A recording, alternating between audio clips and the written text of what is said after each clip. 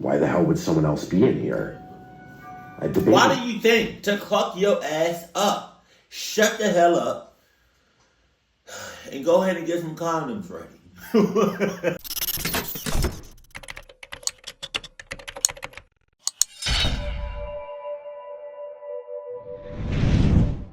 Sup?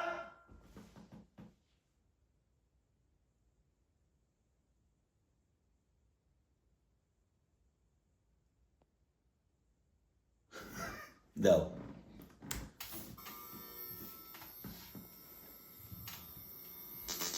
Here we go. George, I hope you're not a cluck ass. It was a chilly night in early March.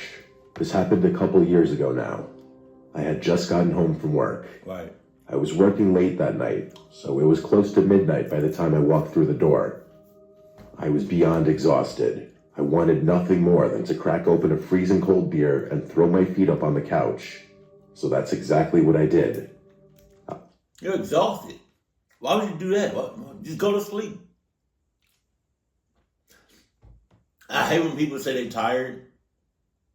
Lay down or chill out and watch TV or be on social media or do anything else but go to sleep. Like, what you mean? You're not that tired, man. I get what you're saying, but come on. Alcohol always tastes better after a hard day's work.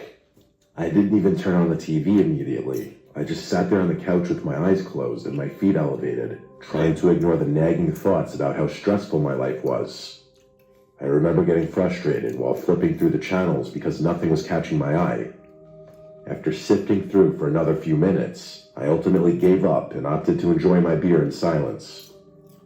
Like everything else in my life, peace and quiet was apparently too much to ask for, because not 10 seconds later, all the lights in my house simultaneously shut off. Shit! You know that slightly fuzzy popping sound that comes a split second before everything shuts off? Yeah, there's nothing I hate more than hearing that noise. For whatever reason, our house had a tendency to lose power every so often. Now that I think about it, You got a cluck ass house then. What the hell? it still does. Anyway, my first reaction was to step outside and see if any of the neighboring houses were affected. I stepped outside and shut the door behind me, trying to preserve any heat that I might not be able to get back should I fail to restore the power. It was late, but I remember seeing at least one house on my block with their lights on, which confirmed that my house was the problem. I closed my eyes and took a deep breath, knowing that this headache would definitely spoil whatever pleasure I was hoping to salvage from the night. I turned back to go inside, but when I turned the handle on the front door, it wouldn't budge. I froze, confused at first. I tried the handle a few more times, but it was definitely locked. What the hell was going on? I banged on the door and called my wife's name, thinking maybe she had woken up without me realizing. There was no answer. I tried to peer through the glass. That happened fast as shit. But it was still pitch black in there. I ran around to the back. That door was locked too. I started panicking. My wife had a tendency to leave doors unlocked. So And how long y'all been to get together like that? How long have you known this cluck ass wife? How long have you known your cluck ass wife? Oh, 25 years? Wow.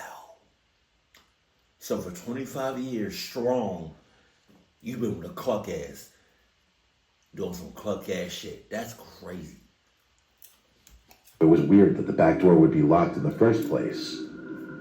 I ran around to the side of the house to check the breaker, and I froze in my tracks. My hose, which I knew for a fact had been coiled, was laying in the grass just below the breaker box. The realization hit me like a freight train. Someone had cut the power intentionally.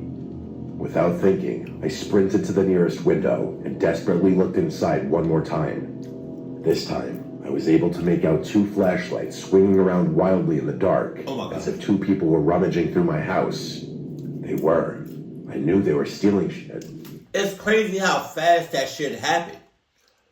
Like on everything. Like, you gotta check.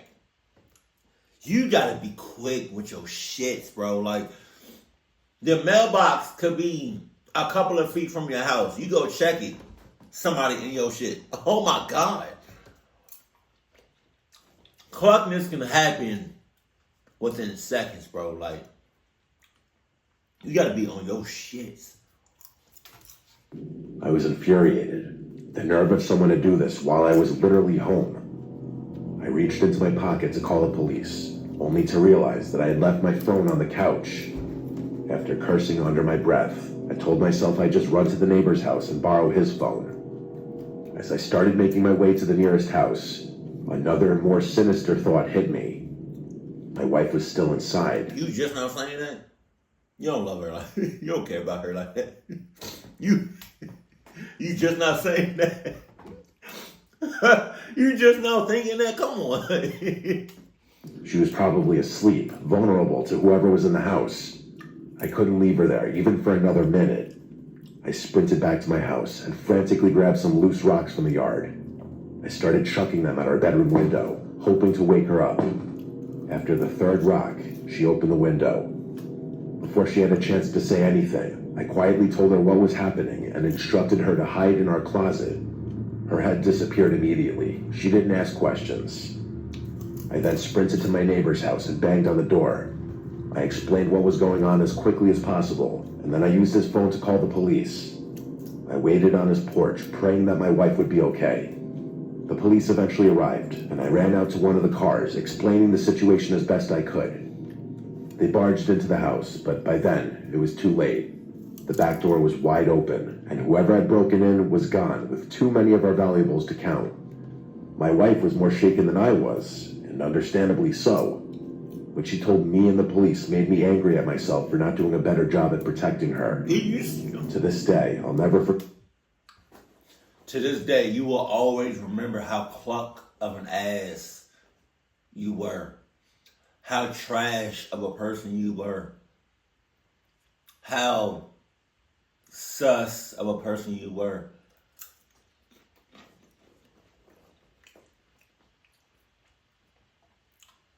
And if you still married her, if y'all still married to this day,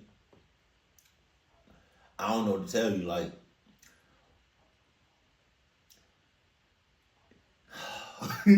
Forgive myself for leaving her in the house with potential murderers.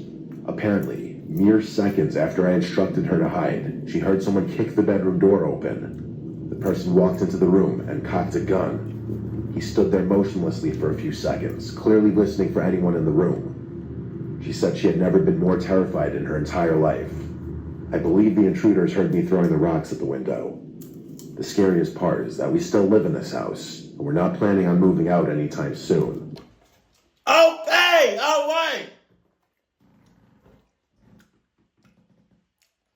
Shit. Y'all still together on some cluck ass marriage. Y'all still together in that house on some cluck ass house. God forbid y'all got babies, some cluck ass babies. It's cluckness. Bow, bow, bow, bow, bow, bow, bow, bow, bow. It's everywhere. And you're still not. If y'all don't have protection right now,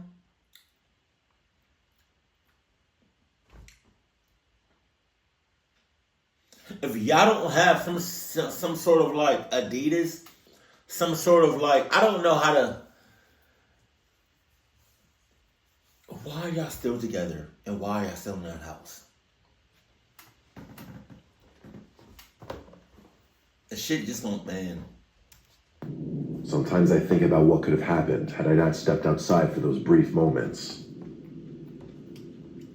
Shut up, you cluck ass.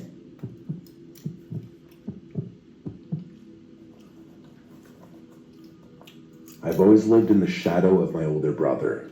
I'm not bitter about it, but it's just been the truth. He's got a successful business, and I've been trying to replicate that for the better part of 6 years now. You can't do that. You gotta be like that Black Miles Morales that be on social media. I'm gonna do my own thing. You know what I'm talking about? The NPC or whatever.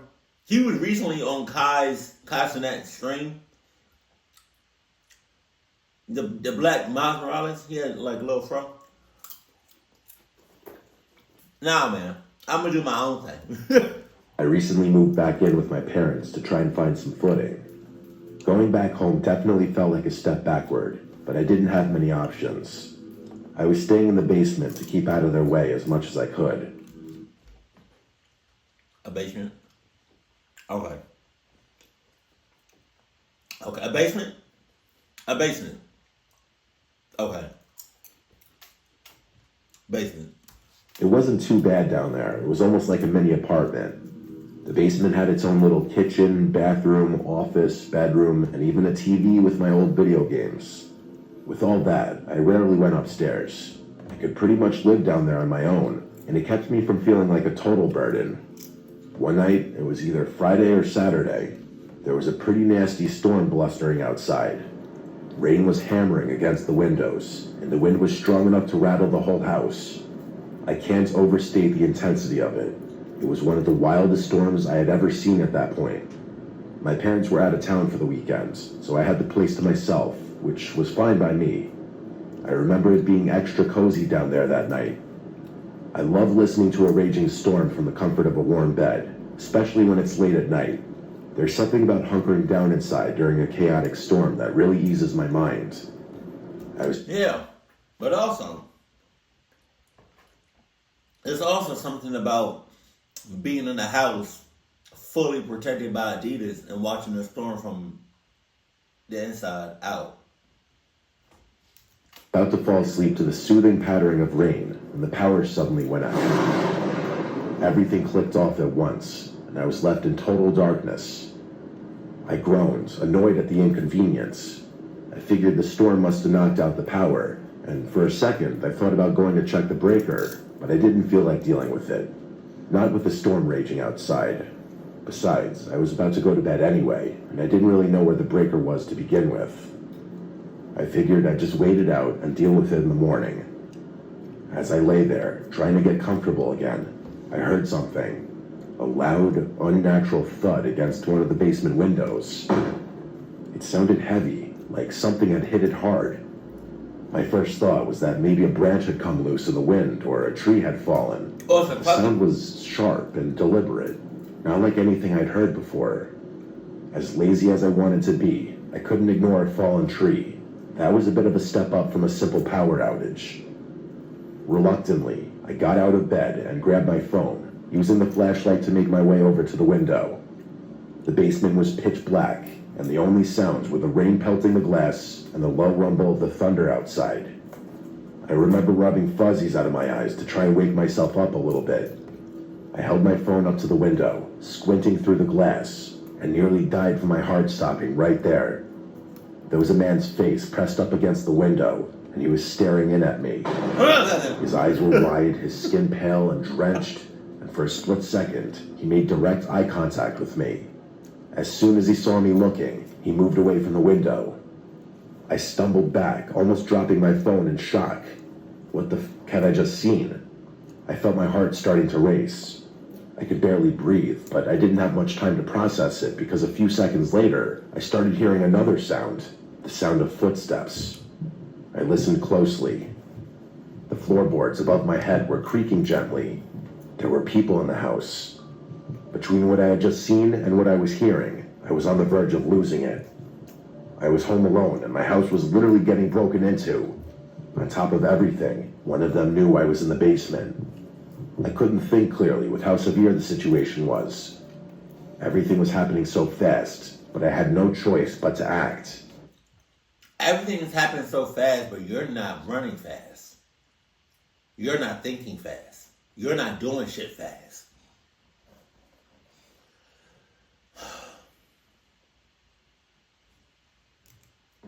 I quickly checked my phone, ready to call the police. But then I remembered that power outage had knocked out the Wi-Fi, and with no cell service in the basement, I was trapped down there, totally cut off. I knew I couldn't just sit around and wait for these people to do whatever they'd come to do. I tried to calm myself, thinking through my options. I couldn't let those strangers just roam around my house. Yes, you could.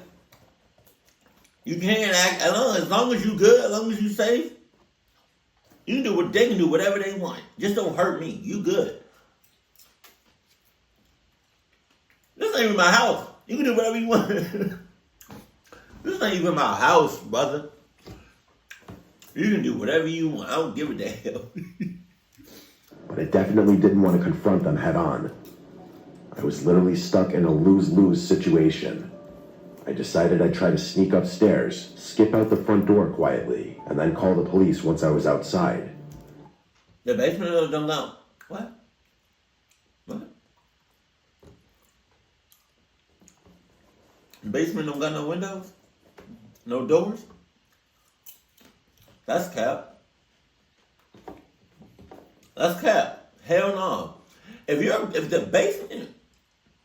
your parents' basement don't got no no doors and windows, that's a trap. Oh my God. I didn't have another choice. Keeping my footsteps as quiet as possible, I made my way up to the basement stairs. I still remember the pure fear of that moment. You never know how your body's going to react to something traumatic until it happens. I do. Every time. Adidas blood. Clark, what you talking about? When I reached the top, I peered around the stairwell. My heart sank because I saw 3 figures with flashlights moving around my pitch black house. Shit! I watched them for a few seconds, literally petrified. What are you doing watching? What are you doing watching? Alright. Keep watching if you want to. One of their flashlights panned across their body just long enough for me to make out what one of them was carrying. It was a gun. I froze. Every muscle in my body was tense. I didn't move. I just watched as they murmured to each other in low voices. That's when I heard one of them say something that escalated the situation even further, if that was even possible. In a calm, almost casual voice, one of them said, "Alex is in the basement. Go find him." Not the name. I can't describe the terror I was feeling. How the fuck did he know my name? I'm saying. I backed down the stairs as quietly as I could, trying to keep my breathing steady, but inside, I was losing my shit entirely. I knew I didn't have much time. They were coming for me, and I had no idea what was going to happen once they found me. I looked around frantically, considering potential hiding spots. There wasn't time. I needed to get the hell out of there in the next minute, or I was going to die. The only possible way out was through one of the basement windows, but they were what? all sealed from the inside. There's nothing in there that can break a window. That's cap. I had no other choice. I grabbed a nearby stool, climbed up one of the window wells, and smashed the glass with my elbow. There you go. Shards of glass flew everywhere, but I didn't care. I scrambled through the broken window, pulling myself out into the rain. I felt the cuts all over my body, but I didn't have time to register the pain with the adrenaline and fear coursing through my veins. The downpour soaked me instantly, and I ran through the mud, trying not to slip. Once I was a safe distance from the house, I finally got a signal and called the police. I remember my hands shaking so hard I could barely hold the phone. By the time the police searched the house, whoever had been in there was long gone. So much stuff had been stolen, I'm not even going to bother listing everything that was taken. The power outage had been intentional, no surprise there. My parents were livid and threatened to kick me out of the house. I basically had to beg them not to, insisting that there was nothing else I could have done. They eventually calmed down, but I'm still pretty shaken by the whole ordeal. I still have no idea who those people were or how they knew my name.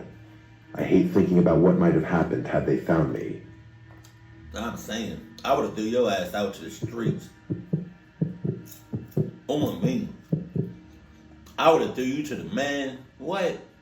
I live in a quiet suburban area, but there are a lot of more densely populated towns within driving distance of me.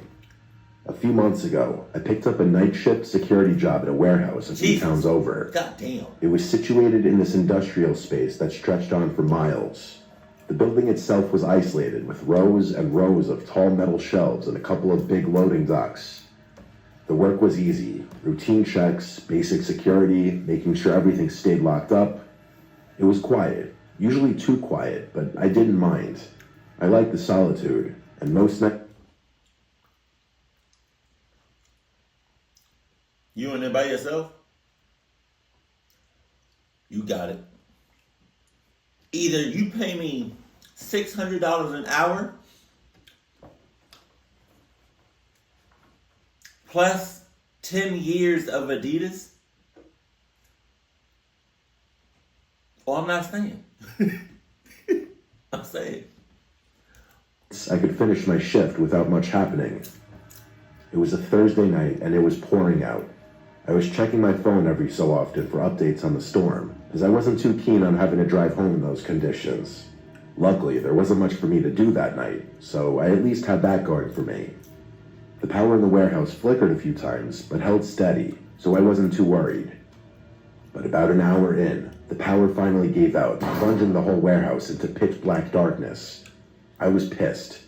I was the only employee there that night. Man. The responsibility for restoring the power was mine. I had obviously been prepped for a situation like this, but I never thought I'd ever have to actually deal with it. I stepped out of my little security room to begin the process. They had instructed me to unplug some of the massive machines before checking the breakers, so that's what I went to do. My flashlight was the only source of light in the whole place. It was honestly creepy as hell. The silence felt thicker in the dark, and every creak of the building seemed louder without the hum of the lights. My footsteps echoed like 100 times louder too, which was definitely an odd feeling. As I was patrolling one of the aisles, I heard a loud, metallic clattering echoing from somewhere deeper in the warehouse. It startled me. Yeah, that's definitely that either somebody fell over or I don't know what man. I'll get the hell out of there.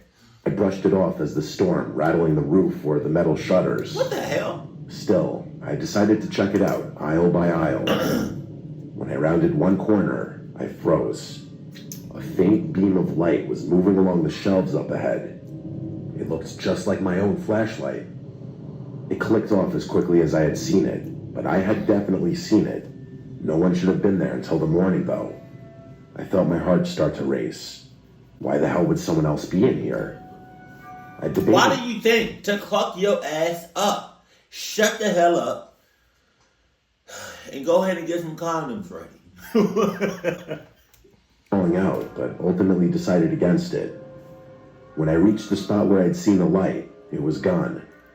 The aisle was empty, just rows of crates and shelves stacked high with inventory. I started freaking out, knowing I wasn't going crazy. I knew what I saw. I had a job to do, though. I debated calling the police, but wasn't sure if what I had seen would be enough. I guessed there was a slight chance I could have imagined it. In hindsight, had the company not equipped me with a taser, I probably would have just called the police right there. As I continued my patrol, a strange smell hit me. A musty, metallic odor, like rusted metal or stagnant water. The smell was coming from one of the loading bays, a darker part of the warehouse where crates were stacked up floor to ceiling.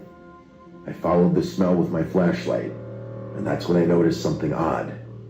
My beam reflected off the polished concrete floor, revealing 2 sets of wet footprints leading into one of the storage aisles. In that moment, I wanted to run in the opposite direction and call the police, but I couldn't just yet. If anyone was poking around, it was on me. That was literally my job. Curiosity got the better of me, and I decided to follow the trail. I kept my flashlight low, not wanting to make it obvious where I was. As I got closer, I started hearing faint whispers, just barely audible, like 2 people having a conversation a few aisles away. I couldn't make out the words, but something about the tone sounded tense, almost urgent. I clicked off my flashlight and held my breath, trying not to make any noise. I gripped my taser and crept closer to the whispering. As I turned the corner, I raised my flashlight to confront whoever was there, but there was honest to God no one in front of me. The whispering had also stopped, which was pure insanity. They had literally been right in front of me. How the hell had they disappeared so quickly? The whole situation had me rattled. I decided that I wasn't getting paid enough for this. So I decided to just make a beeline for the circuit room and get the power on without worrying about my other tasks. I made it there and started fumbling around with the breakers in the dark. As I was doing that, I heard something scrape across the floor nearby. I swung my flashlight around and spotted the edge of a metal tool lying just a few feet away. You need to swing your ass around and get the hell out of there. A crowbar. It hadn't been there before. This was serious now. Whoever was in there with me had potentially malicious intentions. I yelled out that I was armed, which was kind of a half-bluff considering the taser. I needed to get out of there as fast as possible.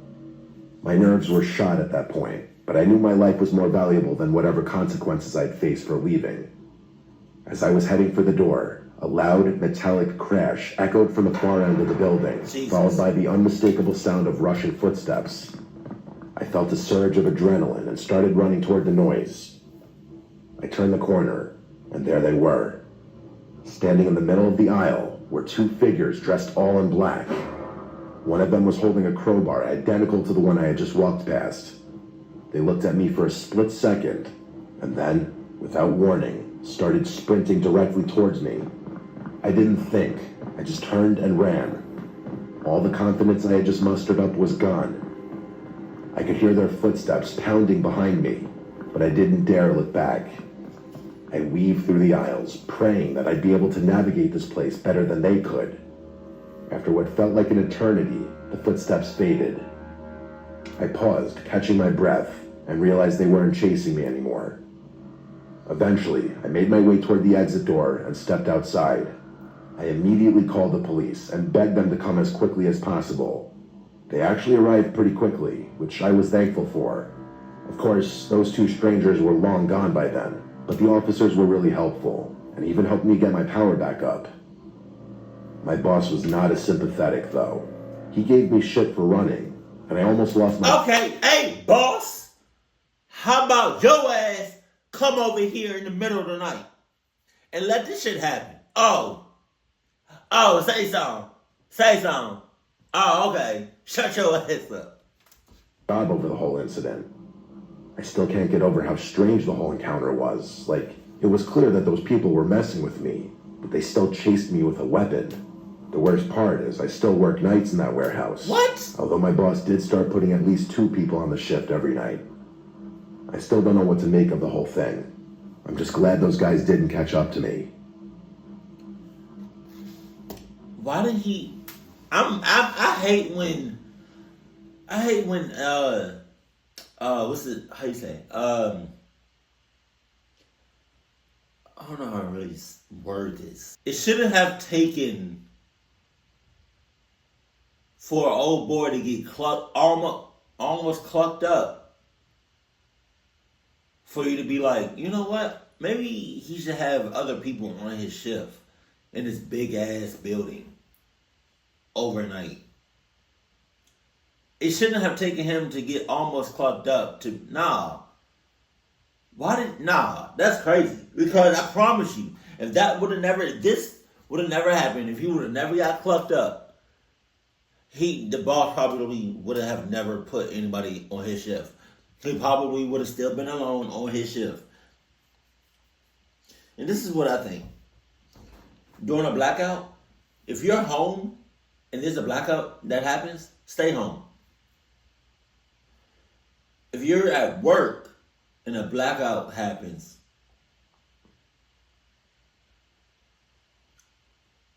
leave.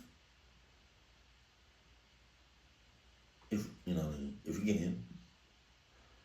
If you're already outside during a blackout, if you're outside and a blackout happens, prepare for the worst, but have some condoms in your pocket just in case. Have some condoms in your pockets, and just be prepared for the most. Wait, be prepared for the worst. Wait, how does it go? Be prepared. I forgot how it goes. If you're already outside during a blackout, prepare for the worst, but hope for the best, or something like that. I don't know. Just at least have some condoms in your pocket ready to go. Keep it cool, keep it classy, and I love you. Stay happy. My family.